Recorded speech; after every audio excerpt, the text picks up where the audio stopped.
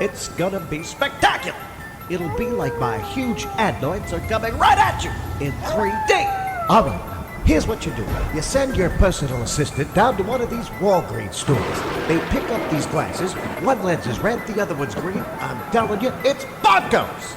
You put on these 3D glasses, and it'll be like Ripper's skeleton is coming right at you. I'm telling you, the whole thing is bonkers. Ripper just told me that our very special guest is gonna be... Are you ready for this now? Are you ready? The dollar! It's gonna look like that huge dead possum he wears on his head for hair is coming right at you. No! I'm telling you, it's gonna be bonkers. Thank God it's not still Regis and Kathy Lee. The whole thing would be bonkers.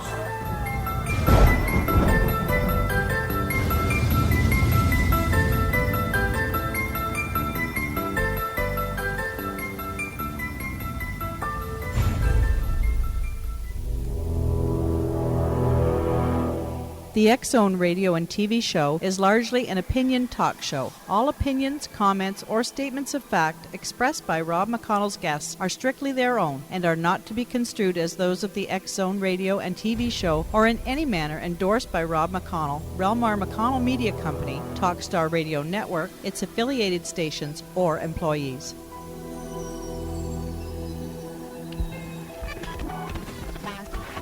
All Hit Radio.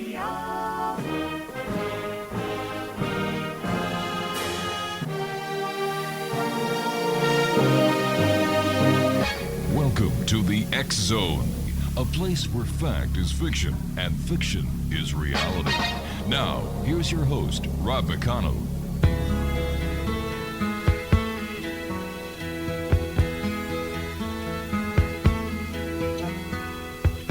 Nobody can tell you there's only one song worth singing. They may try and sell you 'cause it hangs them up to see someone like you. But you've gotta make your own kind of music, sing your own special song, make your own kind of music, even if nobody else sings along. You're gonna be nowhere. Welcome to the X-Zone, everyone. My name is Rob McConnell, and for the next 4 hours, I'm your host and your guide as together, you and I cross the time-space continuum to this place that I call the X-Zone. It's a place where people dare to believe and dare to be heard. It's a place where fact is fiction and fiction is reality. And the X-Zone comes to you Monday through Friday from 10 p.m. Eastern until 2 a.m. Eastern, right here live and around the world on the Talkstar Radio Network and our fine family of broadcast affiliates across Canada, the United States, Central America, South America, the Caribbean, the Pacific Rim, and now in 20 Asian countries. If you'd like to give us a call, our toll-free number is 1-877-528-8255. That's toll-free throughout the U.S., Canada, Alaska, and Hawaii at 1-877-528-8255. My email address is xzone@talkstarradio.com. On MSN Messenger, you can chat with me here in our studios in Hamilton, Ontario, Canada, by using the MSN Messenger address talkstarradio@hotmail.com. And, of course, our website, www.xzoneradio.com.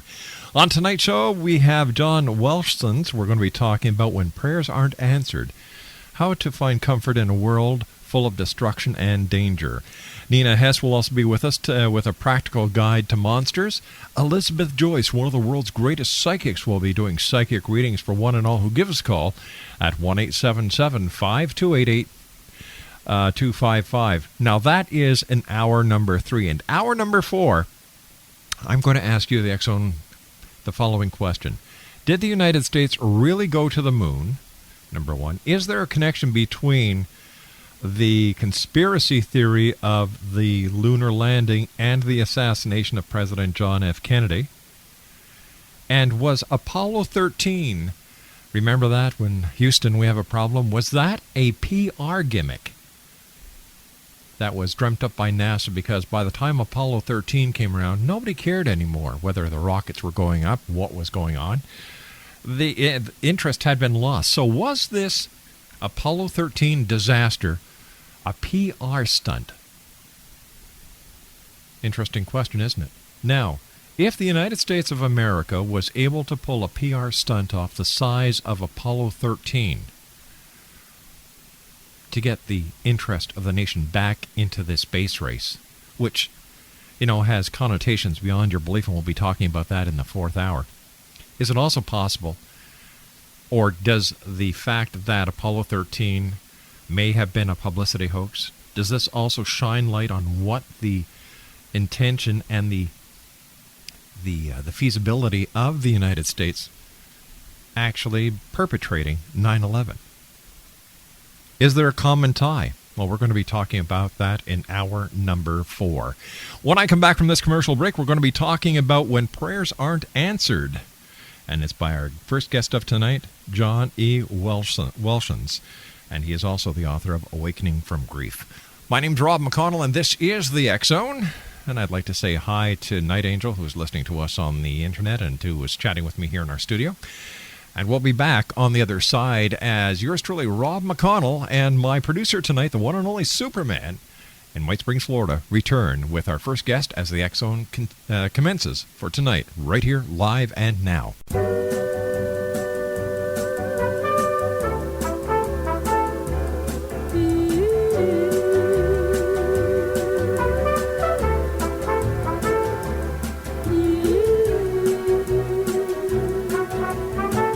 The moment I wake up, before I put on my makeup, I say a little prayer for you.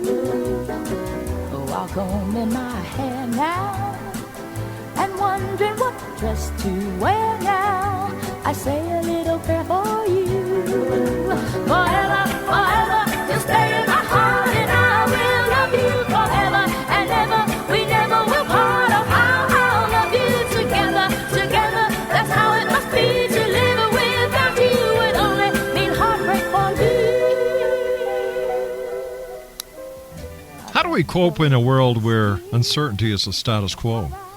How do we have faith when serious issues such as Iraq, Hurricane Katrina, and Virginia Tech strike with random unpredictability? Why keep praying when God allows people to be killed from roadside bombs or major earthquakes every day? Well, these are some of the questions that our guest is going to answer, John Welshons. He's the author of a book entitled When Prayers Aren't Answered. It's by New World Library, and it was published and released in October this year. John does not shrink from looking directly into some of life's most difficult, challenging experience, such as being diagnosed with cancer, going through a divorce, seeing a loved one off to war. He neither ignores suffering nor attempts to put a smiling face on otherwise tragic circumstances, but he is going to try and teach us how to use the painful circumstances in life as fuel for our spiritual journey. And John Welshon, welcome to the X-Zone. Thank you, Rob. Nice to be with you. Nice talking to you, John. I've got a question for you. Sure. All right, if prayers don't always come in the form we've asked, how do we know when our prayers are actually being answered? Well, that's a good question. I thought you'd appreciate it. Well, my sense is that, and let me just say right up front, what I'm offering in this book is some ideas that might be helpful in times when the world just doesn't make sense. And one of the things that doesn't make sense that I've seen in my life is that there have been times when prayers appeared to be answered in a most dramatic fashion, Mm-hmm. and other times when they appeared to have been ignored for weeks, months, and years at a time. So, I spoke with a number of friends of mine when I started writing the book, one of whom was a rabbi in Massachusetts. And I asked him what his feelings were about unanswered prayer. And he said, well, there are three things. First of all, that it may be that in the world to come, or meaning in his terminology in heaven, that all prayer is prayer of praise and thanksgiving. That is, not asking for anything, but just being grateful for what we have. The second is that we have no way of knowing if what we're asking for is the best thing for us or for the other people who are involved. And the third thing he said was, I think God can say no. That's the thing we don't like to hear. But So I'm going to jump ahead and just say that when circumstances align themselves, so it looks like a prayer has been ignored or hasn't been answered or whatever, my sense and my experience is that there is always something else that we can go to in terms of spiritual awakening and spiritual growth. In other words, that I have worked with people going through some of the most difficult circumstances that human beings can experience, and I've seen that many people who have gone through unbelievable suffering have come out the other end happy. You know, I think of, for instance, the Dalai Lama today, who was in Washington. Yes. He really has seen humanity at its worst, and basically had his country stolen from him, and had, watched his people being slaughtered in the most cruel, inhumane fashion. And yet he smiles all the time. Now, how does that happen? That doesn't mean that he ignores what happened or that he has ever given up on his quest to get his country back. But he, in the midst of all that, remains happy. So I think that the question of whether or not the prayer has been answered, sometimes we can't answer that question, but what we can do is find a place of peace and joy and love and contentment inside ourselves. How do you feel about the current popularity of The Secret and the law of attraction? Well, that's very interesting. Actually, some of the people who are involved with The Secret are friends of mine. And but I think that the law of attraction is certainly a law, but it's not the totality of the reality of our lives. That is to say, in my own life, my parents were married by Norman Vincent Peale, the grandfather of positive thinking. And it's obvious that our experience of life can change dramatically if we can harness our thought patterns and change them from primarily negative patterns to positive patterns. That in itself changes our lives. But there are other forces at work. I don't think that everything bad that happens to us is a result of our own negative thinking. I think that that's a very limited view, and it leaves an awful lot of people dangling. Everybody will rush to buy a new book or to go to a new workshop or something that teaches us how to get everything we want, supposedly. Everybody's looking for the easy solution to a hard problem, yes. Yeah. And what I've seen is that that would be all well and good. I'm in favor of anything that brings people to happiness, True. But ultimately, I see a lot of people questioning after they've tried to apply those kinds of teachings in their own lives, that they come out the other end kind of embittered and even more confused because it didn't work for them.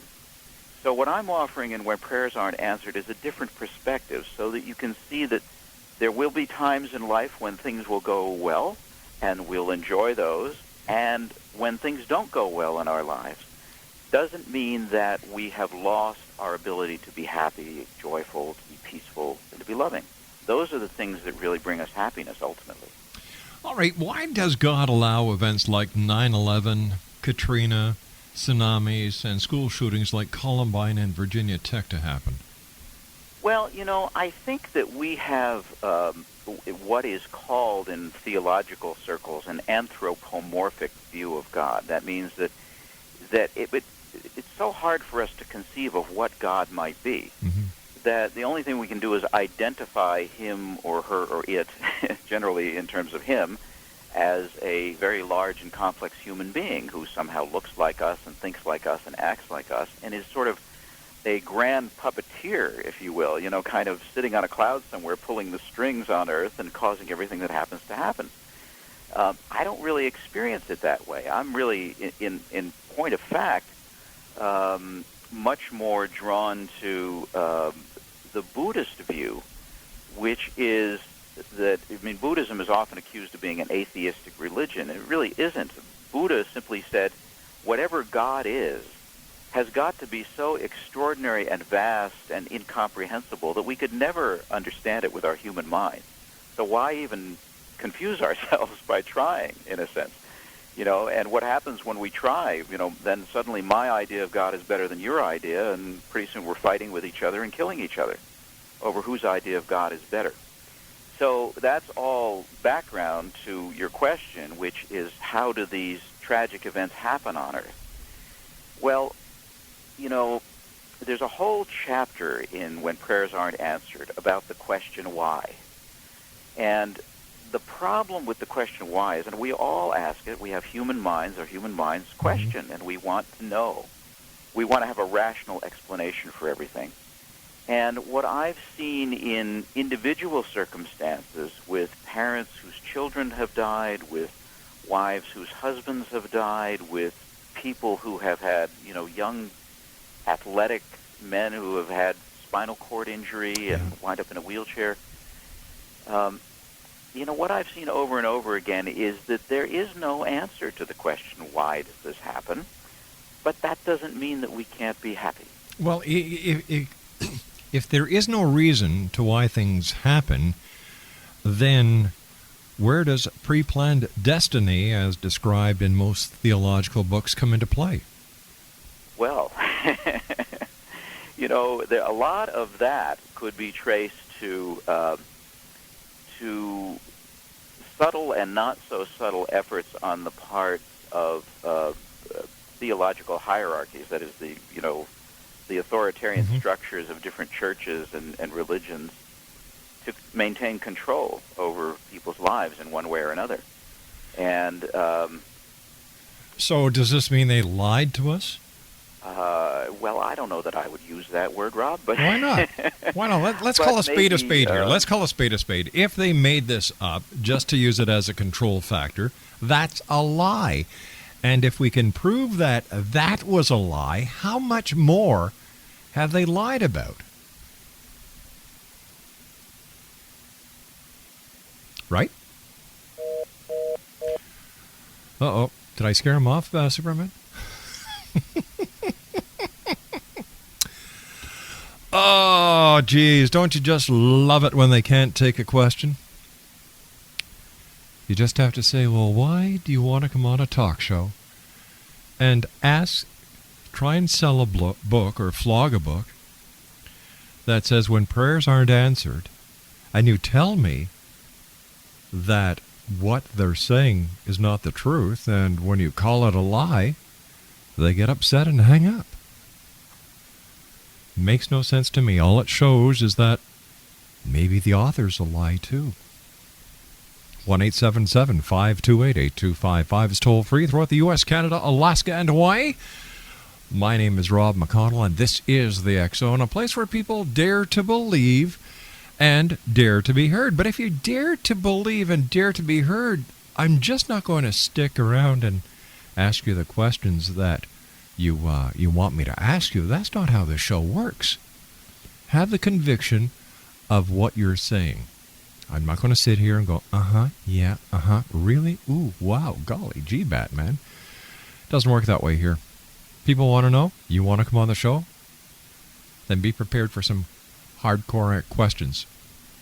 My name's Rob McConnell, and as you can see, this is the X Zone. So another one that we mark with a DNR, which means do not rebook. I'll be back on the other side of this commercial break as the X Zone continues. We're right here live and around the world on the Talkstar Radio Network, and we will be back after the news from our studios in Hamilton, Ontario, Canada. Don't go away.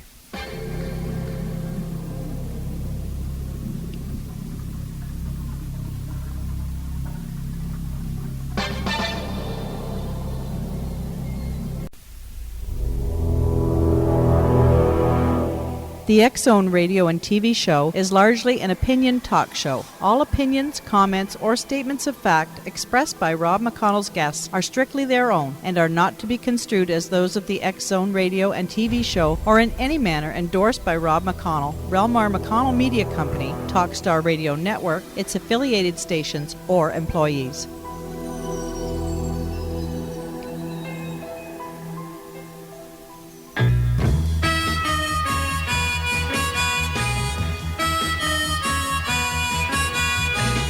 Last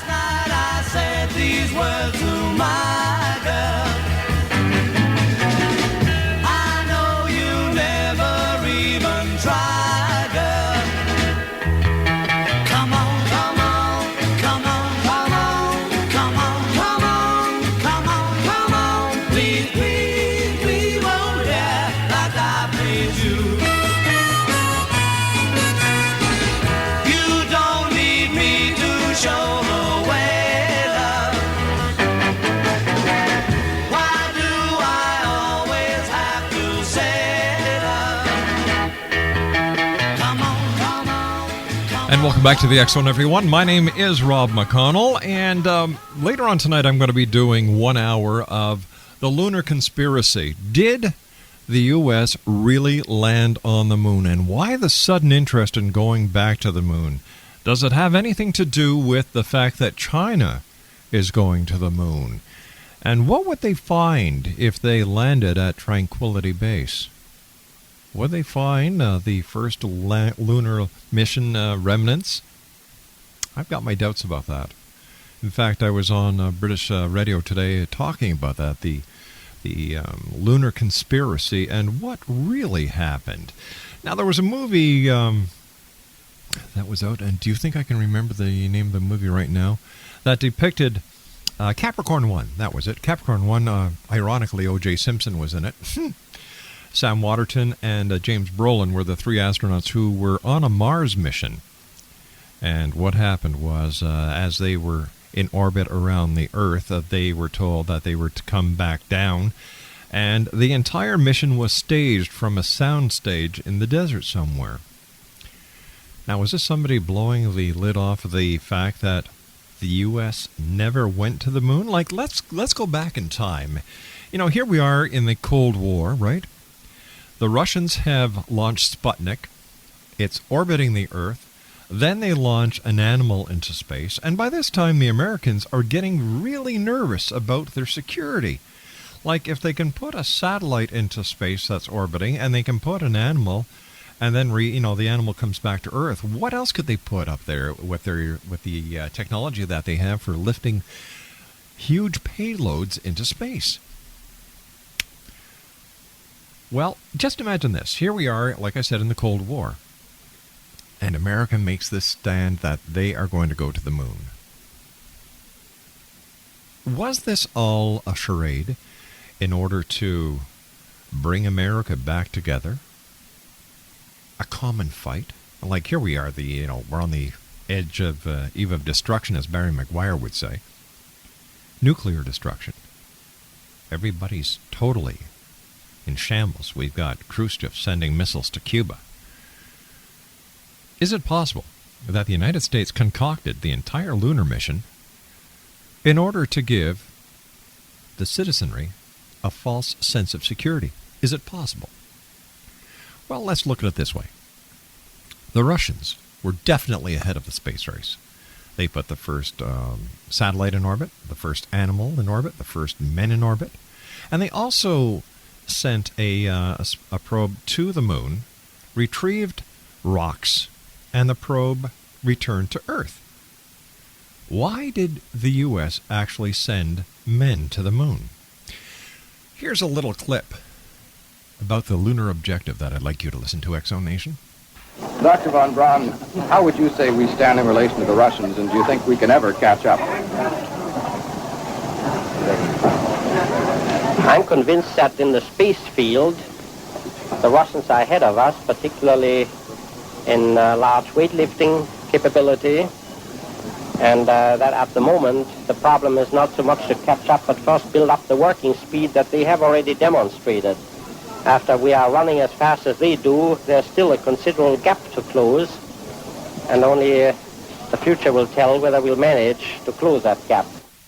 We cannot and will not ever get into this race as we should, so long as all of our objectives are short-term objectives.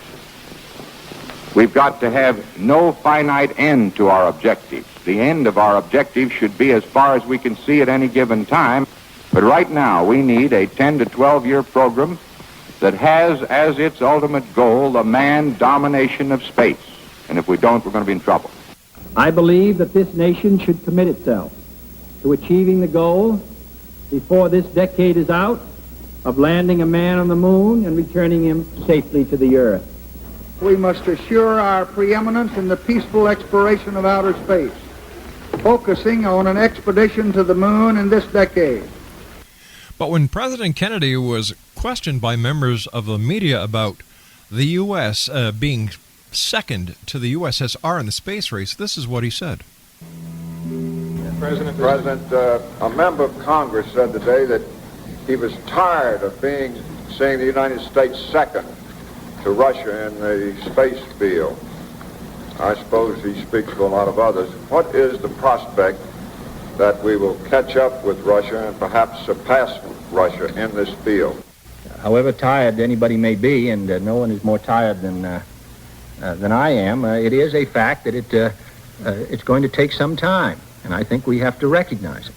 They secured these large boosters, which have led to their being first in Sputnik and led to their first putting their man in space. We are, I hope, going to be able to carry out our efforts with due regard to the problem of the life of the man involved this year.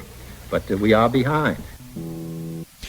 All right, so there you've got the President of the United States, President John F. Kennedy, who was basically saying, look, we're behind. They've got the technology. There's really nothing we can do except try to catch up and surpass them.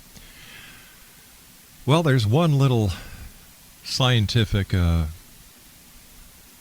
should I best say this, little scientific anomaly, that's a good word, that very few people have heard of that affects the manned space program, and it's called the Van Allen radiation belts. I'm going to play a clip for all you X-Zone Nation from Bart Sibrel's A Funny Thing Happened on the Way to the Moon, the greatest government cover-up of all time. And this DVD is available at www.moonmovie.com. Just listen to this and then ask yourself, did the U.S. really go to the moon? Unbeknownst to the citizenry, high above the Earth, beginning at an altitude of 1,000 miles and extending an additional 25,000 miles, lay lethal bands of radiation called the Van Allen radiation belts. Every space mission in history with humans on board, from both the United States and Soviet Union, from the first in 1961 to the present, has been well below this deadly radiation field. Mercury, Gemini, Soyuz, Skylab, the Space Shuttle, all maintained altitudes well below 1,000 miles. All except Apollo. The more experienced Soviets spent 100 hours in space for every 20 hours of the US. In order to survive the hour-and-a-half journey through this radiation field necessary to reach the moon and return, solid lead shielding between the astronauts and the exposure outside would be required. The mammoth Saturn V rocket used by Apollo was already 35 stories tall and weighed as much as a battleship. To add additional tonnage in the form of a lead barrier completely surrounding the crew members would have made it impossible for the vehicle to get off the ground. That is why the Soviets, though more advanced, only sent an unmanned probe to the moon. The Apollo spacecraft's narrowest shielding was less than 1/8 of an inch of light aluminum. In 1998, the Space Shuttle flew to an altitude of 350 miles, one of its highest altitudes ever, hundreds of miles below the beginning of a field of radiation that was so severe that the astronauts inside of their shielded spacecraft and inside of their shielded spacesuits saw flashes of light with their eyes shut that they described as shooting stars, due to radiation penetrating first the shuttle's shielding, then their spacesuit shielding, then their skulls, and finally the retinas of their closed eyes. All right, so now we've got a little bit of science behind this entire theory that says there's the Van Allen radiation belt. How did the astronauts go through this without developing brain cancer or other physiological damage caused by the radiation? Especially when you heard how thin the Apollo craft's skin was. Makes no sense. But during a press conference with Neil Armstrong and the crew of the Apollo mission that landed on the moon, a reporter asked a question about the stars. Listen to this. The answer? Not to talk about the stars. Ever.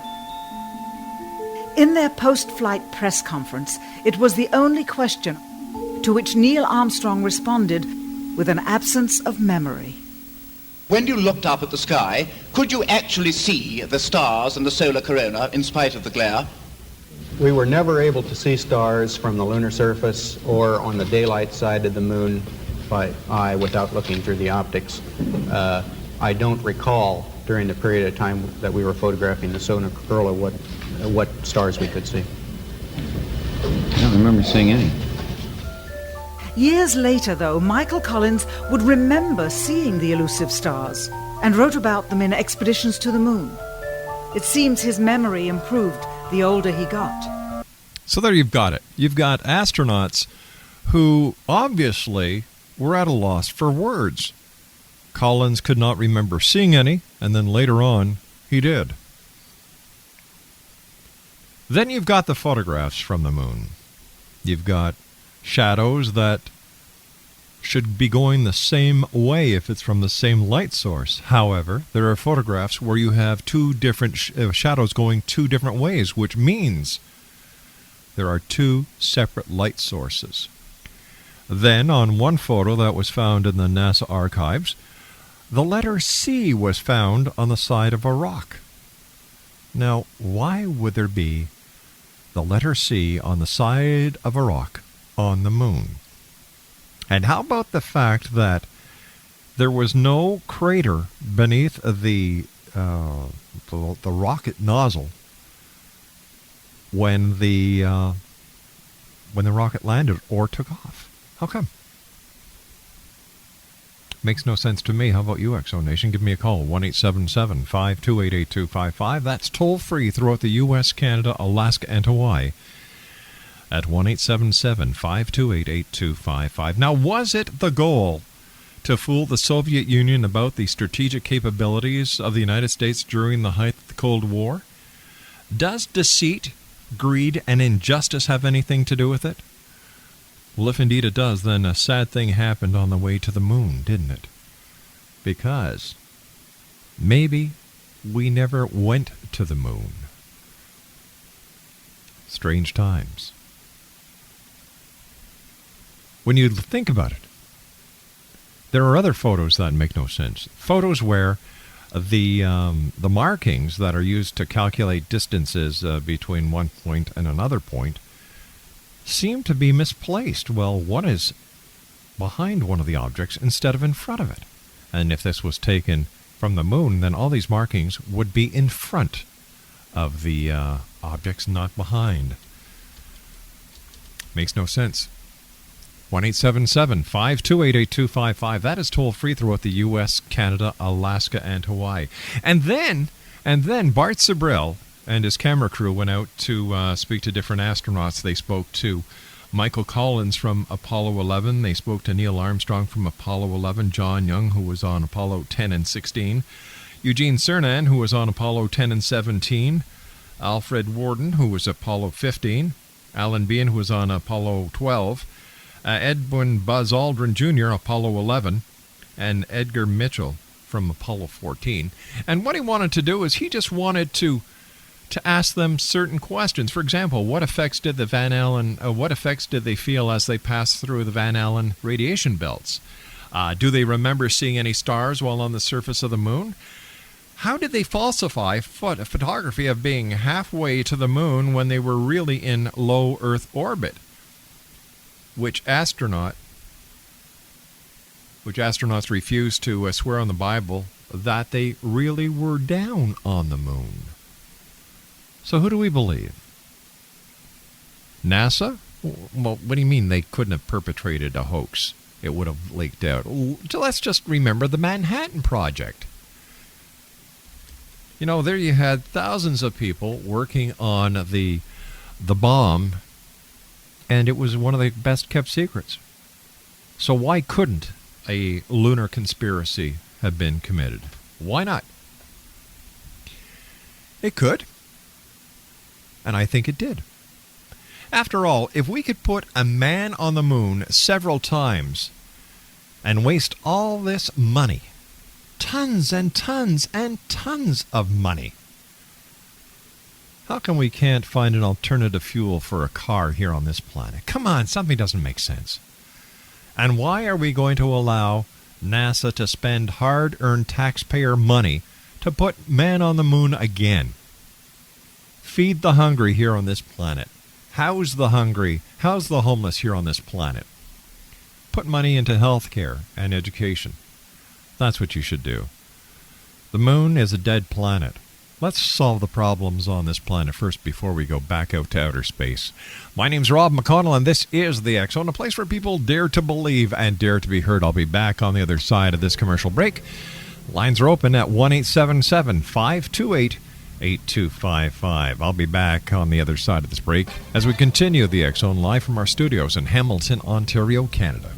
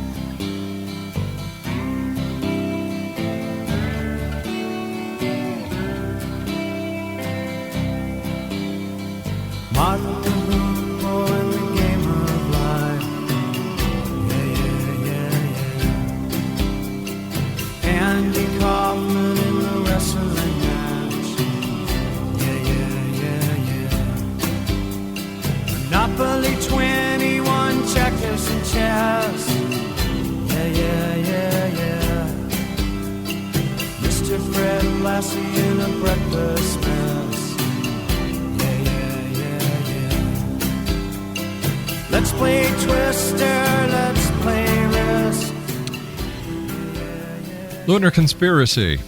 That's what I'm talking about this hour. We'll continue this this conversation on to our final hour tonight. Is there a tie-in between the lunar conspiracy, the assassination of President John F. Kennedy, and was Apollo 13 a PR hoax to bring the Americans and the world back to watching the lunar program? Let's go to Scarborough. Rob joining us now. Hey, Rob. Hey, Rob, how's it going? It's going great, thanks. Yeah, I got a theory. Like, this is where fact and reality mix in, like fact and fantasy mixes in. Maybe they did send the rocket up, and it circled around the Earth, and then with the splashdown capsule, it when it came down back to Earth, but in between that time, it was all filmed when they were going on to the moon. Well, this is the theory. This is the theory that the telemetry that NASA was receiving was actually pre-programmed telemetry, and that they were actually in Earth orbit all the time. In fact, on Bart Sibrel's DVD, A Funny Thing Happened on the Way to the Moon, you can actually see the crew of Apollo 11 staging part of their mission, where they should be halfway between Earth and the Moon. They're actually in Earth orbit, and you can actually see them perpetrating this hoax. And once again, if you'd like to get a copy of this DVD, Exonation, it's at moonmovie.com. I think that when you look at the price that was the price tag that was on the first lunar mission, Apollo 11, according to the GOA. I'm sorry, the AOG, the Auditor General, the Auditor General's office. You could have bought 2 million single dwelling homes. 2 million single dwelling homes with the amount of money that went into the Apollo 11 project. Now you tell that to a person who doesn't have a home.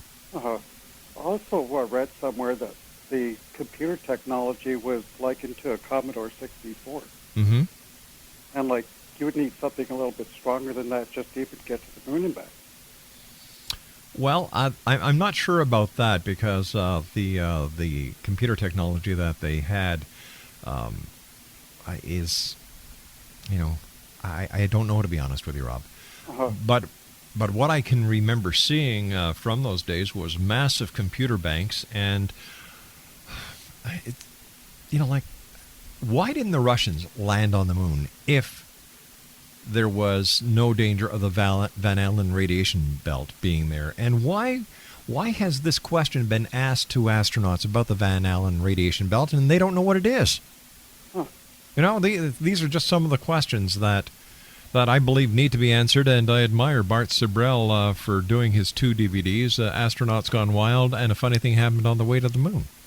Very interesting stuff. Rob, we've got to take a break and get on to the next hour, but we're going to continue this in hour number 4, and I look forward to hearing from you back then. Thank you very much. Take care, Rob.